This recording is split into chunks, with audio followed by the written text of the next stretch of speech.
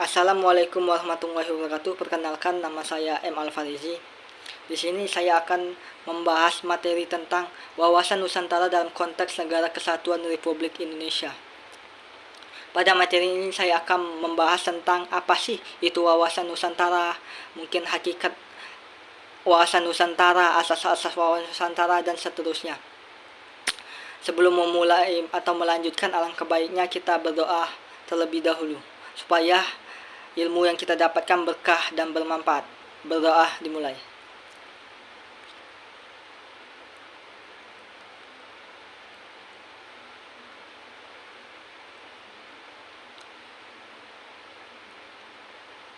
Berdoa selesai.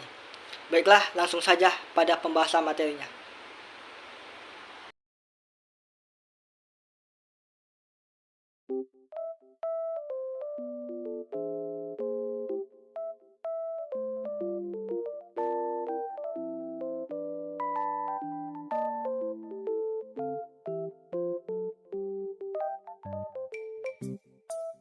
Pada materi ini saya akan membahas tentang wawasan Nusantara dalam konteks Negara Kesatuan Republik Indonesia.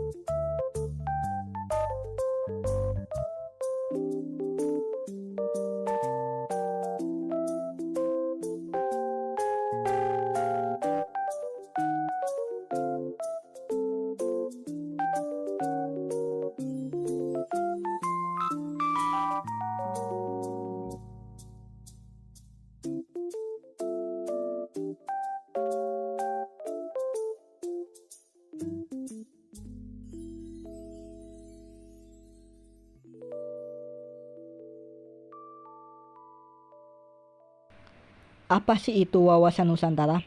Wawasan Nusantara adalah cara pandang atau sikap bangsa mengenai diri dan lingkungannya yang serba beragam dan bernilai strategis dengan mengutamakan kesatuan dan persatuan, tetap menghargai serta menghormati kebinekaan dalam setiap aspek kehidupan.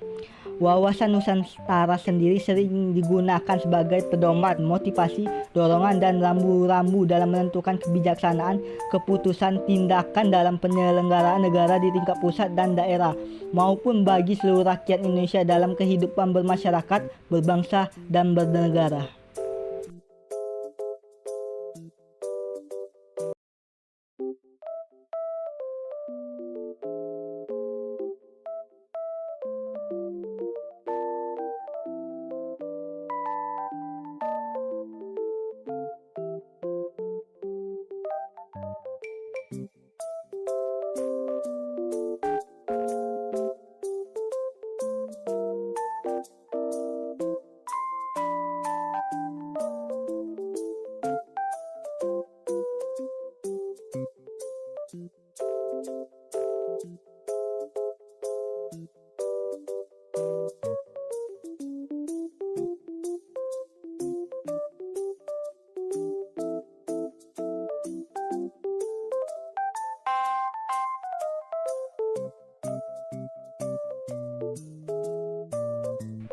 Hakikat wawasan Nusantara adalah keutuhan Nusantara atau nasional. Arti tersebut secara luas yaitu sebagai sebuah cara pandang yang selalu utuh menyeluruh dalam lingkup Nusantara demi kepentingan nasional. Hakikat wawasan Nusantara lebih mengutamakan persatuan dan kesatuan sebagai landasan utama dalam menghadapi berbagai perbedaan di seluruh wilayah Indonesia.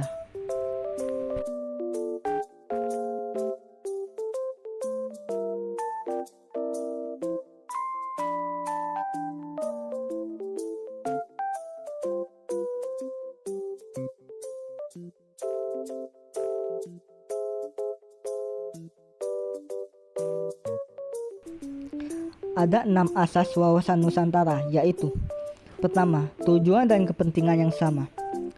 Tujuan dan kepentingan yang sama merupakan asas yang sangat berarti bagi bangsa Indonesia yang memiliki kepentingan yang sama demi tercapainya kesejahteraan dan persatuan negara. Misalnya, pada masa penjajahan, bangsa Indonesia bersama-sama menegakkan dan merebut kemerdekaan demi kedaulatan negara. Rakyat bersama-sama memperjuangkan hak-haknya untuk terbebas dari penjajahan kolonial pada masa penjajahan.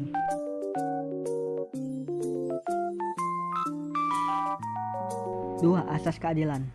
Asas keadilan mencangkup seluruh elemen masyarakat yang mempunyai hak yang sama dalam mendapatkan keadilan dan mewujudkan tujuan serta cita-cita nasional. Tidak boleh merugikan pihak-pihak tertentu maupun mengutamakan kepentingan kelompok atau golongan sendiri.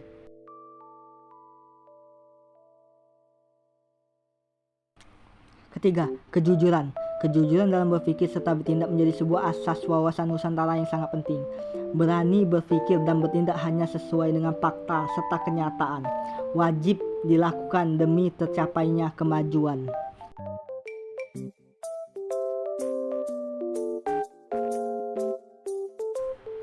Keempat, solidaritas. Sikap solidaritas sendiri merupakan kepedulian terhadap orang lain. Sikap solidaritas sudah selayaknya dijalankan oleh seluruh masyarakat Indonesia tanpa membeda-bedakan dari dan kepada siapa. Kelima, kerjasama. Dengan adanya kesadaran pada tujuan serta kepentingan yang sama akan menciptakan kerjasama antar elemen masyarakat. Kerjasama serta koordinasi tersebut dapat dilaksanakan atas dasar kesetaraan agar tercipta efektivitas dalam mencapai tujuan bersama.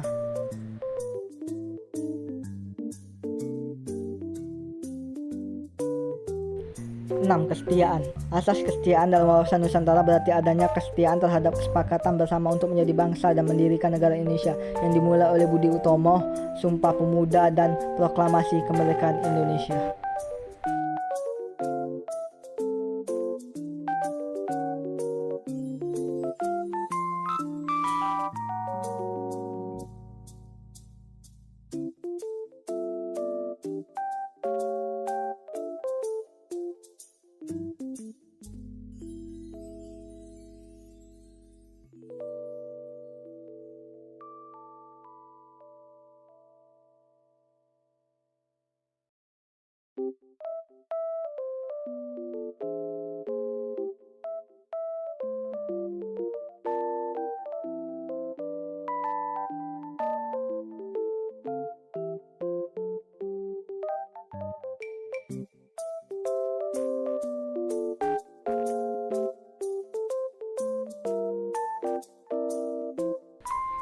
Pertama, kedudukan.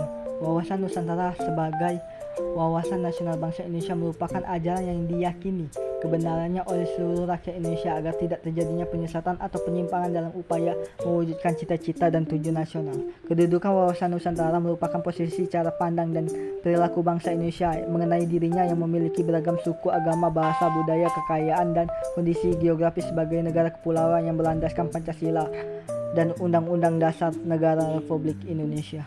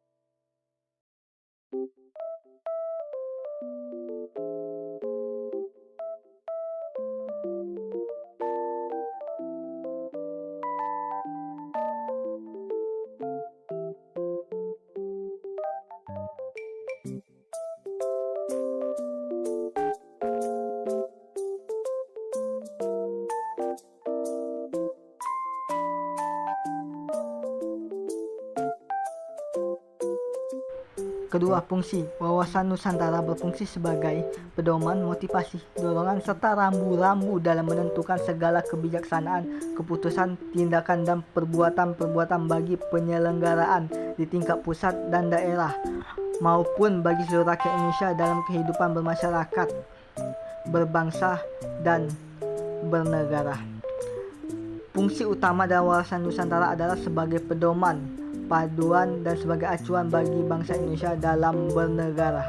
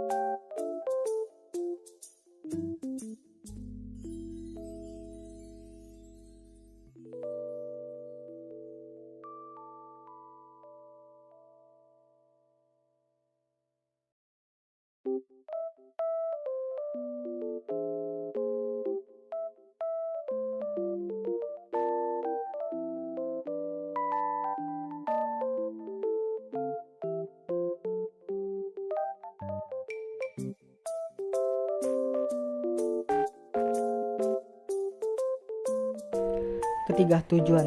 Wawasan Nusantara bertujuan mewujudkan nasionalisme yang tinggi di segala aspek kehidupan rakyat Indonesia, yang lebih mengutamakan kepentingan nasional daripada kepentingan individu, kelompok, golongan, suku, bangsa, atau daerah.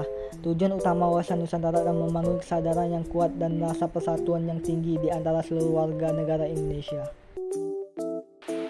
Itulah sedikit materi dari saya tentang wawasan Nusantara dan konteks Negara Kesatuan Republik Indonesia. Terima kasih yang sudah menyaksikan dan menonton. Apabila ada salah dari saya, mohon maaf.